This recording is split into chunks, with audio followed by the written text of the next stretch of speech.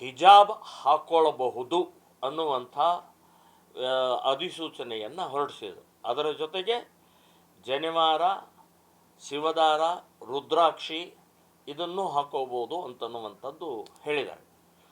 ನಾನು ಹೇಳೋದು 40 ವರ್ಷದ ಹಿಂದೆ ಕಾಂಗ್ರೆಸ್ ಸರ್ಕಾರನೇ ಇಡೀ ದೇಶದಲ್ಲಿ ಒಂದು ನಿಯಮ, ಒಂದು ನೀತಿ, ಸಮಾನತೆ, ಏಕತೆ ಇರಬೇಕು, ವಿದ್ಯಾರ್ಥಿಗಳಲ್ಲಿ ಭೇದ ಭಾವ ಇರಬಾರ್ದು, ಶ್ರೀಮಂತರು, ಬಡವರು, ರೈತರು, ಕಾರ್ಮಿಕರು, ಅಸ್ಪೃಶ್ಯತೆ, ಹಿಂದೂ, ಮುಸ್ಲಿಂ, ಕ್ರಿಶ್ಚಿಯನ್ ಇದು ಯಾವುದೂ ಇರಬಾರ್ದು ಅಂತ ಹೇಳಿ ಯೂನಿಫಾರ್ಮ್,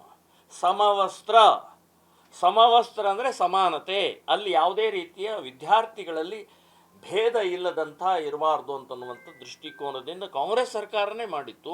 ಇವತ್ತು ಕಾಂಗ್ರೆಸ್ ಸರ್ಕಾರವೇ ಅದನ್ನು ಮುರಿದು ವಿಷ ತುಂಬುತ್ತಾ ಇದೆ. ಇವತ್ತು ಇವ್ರು ಹೇಳೋದು ಹಿಜಾಬ್ ಹಾಕೋಬೋದು, ಹಿಜಾಬ್ ಹಾಕೊಂಡ ತಕ್ಷಣವೇ ಗೊತ್ತಾಗತ್ತೆ ಇವಳು ಮುಸ್ಲಿಂ ಅಂಥೇಳಿ, ಭೇದ ಅಲ್ಲೇ ಪ್ರಾರಂಭ ಆಗತ್ತೆ.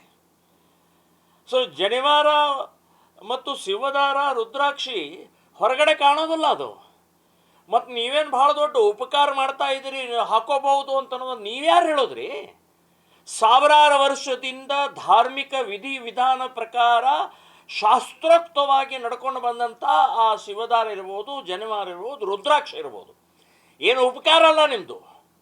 ಸೊ ಈ ಬೂಟಾಟಿಕೆ ಕಾಂಗ್ರೆಸ್ ಸರ್ಕಾರದ್ದು ಮುಸ್ಲಿಂ ಓಟಿಗೋಸ್ಕರನೇ.